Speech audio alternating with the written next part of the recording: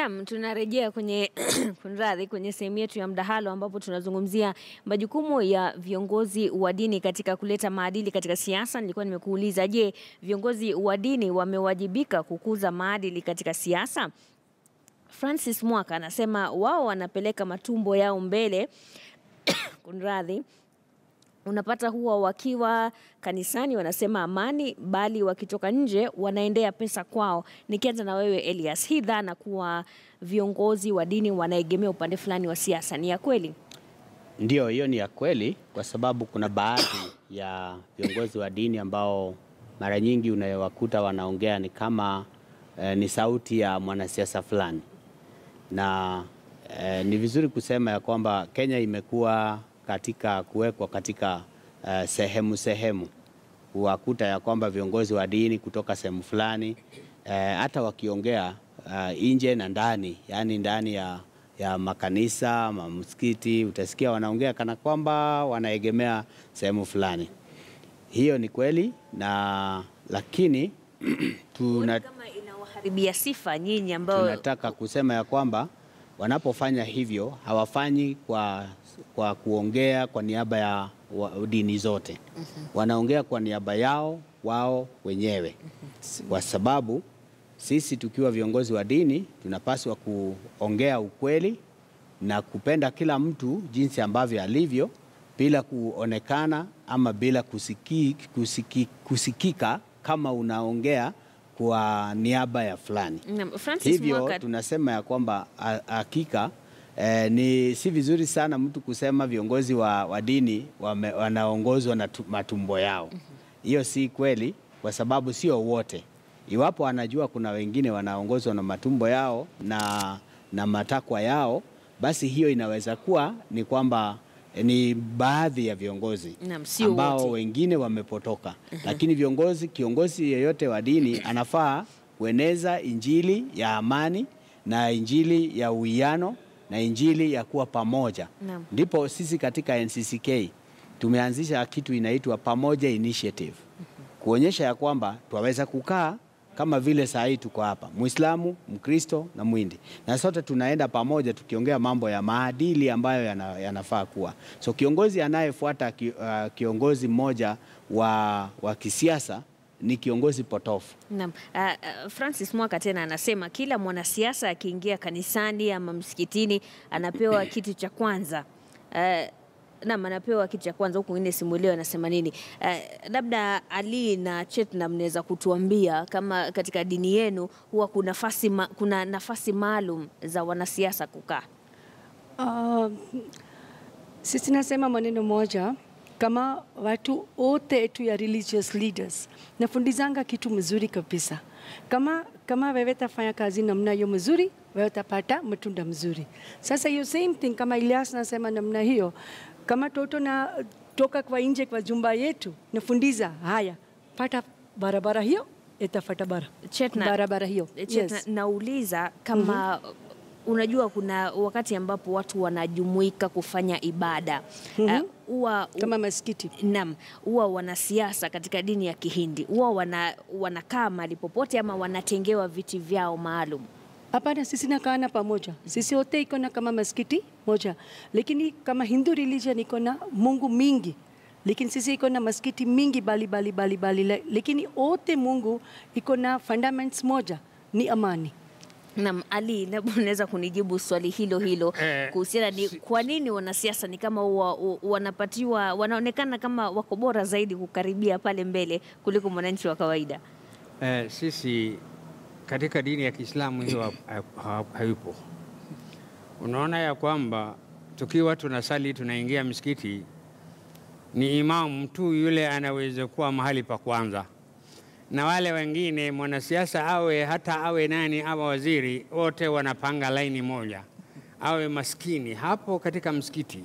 Wakiwa wanakuja wakiwa wamevua viatu, wakiwa ya kwamba wanasimama na hakuna moja anatambulizwa ya kwamba huyu, labda waseme tu kwa maneno huyu ni fulani, lakini wote wasimama kwa laini moja ya kwamba hakuna utofautisho wa maskini na yule tajiri, yule ako na daraja na yule hana. Hiyo ndio sisi hatuna. Naam. Elias, hili ni jambo ambalo linaonekana watu wanaonekana kuhisi kuwa ni Wakristo ambao wako na hilo tatizo. Kweli hilo swali najua ulikuwa unazunguka, lakini baadaye uje kwa kwetu Wakristo, kwa sababu ni kama inaguza Wakristo zaidi ya madhehebu mengine ama dini zingine. Ni kweli unakuta ya kwamba kwa makanisa fulani kiongozi wa kisiasa akija anapewa mahali pa kutambuliwa, na hiyo inaonekana. Lakini ukweli wa mambo ni kwamba number one, hatuwezi tukazuia viongozi wengine kuja kanisani kuabudu na viongozi wengine. Kwa hivyo huwezi sema ya kwamba hawatakuja. Sisemi kuwa wasije, ni vile huyu mmoja ambaye ametuma arafa anasema ni kama wanatengewa nafasi maalum. Naam. Si vyema kuwatengea nafasi maalum, maana wanakuja kama waabudu wengine.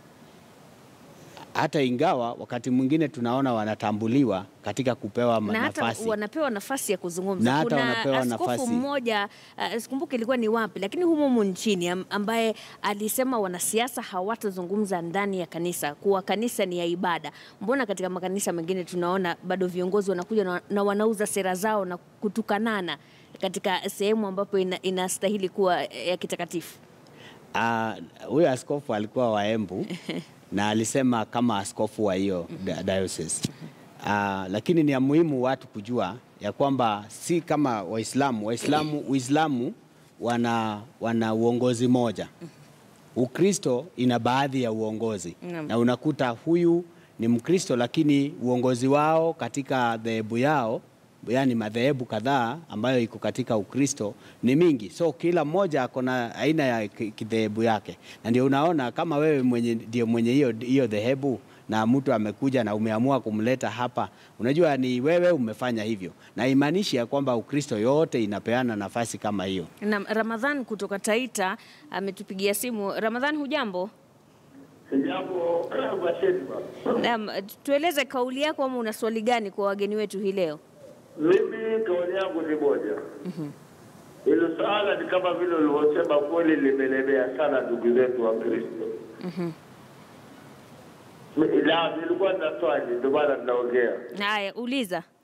Swali langu ni kwamba vile ulivyosema ni kweli, kuna baadhi ya viongozi wa dini wanapendelea mrengo fulani wa kisiasa. Nikisema hivyo na ushahidi wa kwanza ni kwamba mimi kama Muislamu Kenyatta kija msikitini ni Muislamu, tutakaa safu moja. Lakini kwa ndugu zetu wa Kristo kuna special ya waheshimiwa. Hata wakifika mazishini ibada ukatizwa, waheshimiwa pewe nafasi ya kuongea. Unakuta tunakwenda kinyume na maadili ya kidini kwa sababu ya kuridhisha mwanadamu. Jambo la pili, tunapoingia kwa nyumba ya dini, haijali dhehebu Hindu, ndio maana mmeka watu watatu hapo, Wakristo, Muhindi na Muislamu. Mnapoingia kwa nyumba ya Mungu, nyote huwa Mungu anawaangalia kama wanadamu wake. Haangalii huyu ni dhehebu hili wala hili. Kwa hivyo pasta akubali kosa. Asiseme hata dhehebu hili linafanya, dhehebu hili halifanyi. La. Tunapoingia kwa nyumba ya Mungu, we are all people in the eyes of God. Asante sana. Na asante sana Ramadhan. Elias, naona labda huenda ungetaka kujibu, huwa mnachukua hatua gani? Maanake kama nyote ni viongozi wa dini, mkiona mambo kama hayo yanafanyika, huwa mnawakanya wenzenu ama mnanyamaza tu mnasema si dhehebu langu? Nilisema hapo awali ya kwamba tuko wengi, na tukiwa wengi utakuta kila mmoja ako na mpangilio wake vile anavyofanya. Tena nilisema ya kwamba ushauri tutapeana, onyo tutapeana, uongozi tutashauriana, lakini uamuzi inakuwa ni ya mtu binafsi. Kama kwa mfano wenzetu wa Katoliki wamesema ya kwamba hawa viongozi wa kisiasa watakuja kanisani, wataabudu kama wale wengine. Wakitaka kuongea na wanahabari waongee huko nje, na wakati mwingine hata nje kabisa ya compound. Kwa makanisa mengine hata kwetu tunaambia wanasiasa wajue ya kwamba hata wakiongea hapo ni mahali patakatifu haifai kunajisiwa, inafaa kuwekwa wakfu jinsi ambavyo iliteuliwa. Na tukimalizia, Ali, kauli yako ya mwisho kuhusiana na majukumu yenu haswa katika kuleta maadili kwa viongozi wa siasa, ama unaweza kuambia nini viongozi wa siasa wakati huu ambapo tunaelekea katika uchaguzi? Viongozi wa siasa na waeleza hawa ya kwamba hii nchi ni yetu, na vile wanaendesha usiasa yao na vile tuliona wakati tulikuwako ni ya kwamba ni kuonesha ya kwamba kuna uadui, na watu wale wa kawaida wanaona kwamba wako na mrengo fulani wanaweza kushukuliwa na jazba fulani.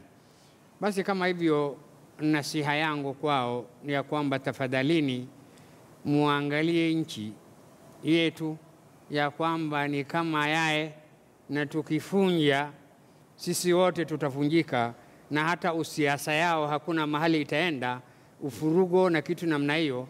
Ndio tuwaeleza ya kwamba tafadhalini tudumisha amani na wasikize maneno ya viongozi wa dini. Naam, asante sana Chetna. Tukimalizana na wewe, kauli yako ya mwisho kuhusiana na kudumisha amani humu nchini wakati wa uchaguzi. Ndio hiyo unasema na similar thing. Kama sisi wote iko ni ya wananchi, hata na Islami, hata kama iko ya Christian, hata kama iko na Hindu. Hiyo Kenya iko ni our country, ni nchi. Ndio. Sasa kama sisi nataka ni amani kwa hapa, lazima watu wote nafuata desturi ya Mungu. Mungu wote nasemanga nafanya kama peace, amani. Naam, ulisema hiyo ni shanti. Shanti, that's called. Om shanti, shanti, shanti. Chetna Desai hapo akiwa anatumalizia mdahalo wetu hii leo wa Darubini ya Siasa. Tulikuwa naye pia Elias Agola ambaye alikuwa anawakilisha baraza la makanisa humu nchini NCCK, na Ali Omar ambaye ni naibu wa kadhi mkuu ambaye alikuwa anawakilisha dini ya Kiislamu. Asante sana kwa kutazama Darubini ya Siasa. Usiondoke, manake hivi punde narejea kwenye taarifa kamili za Dira ya Wiki. Asanteni.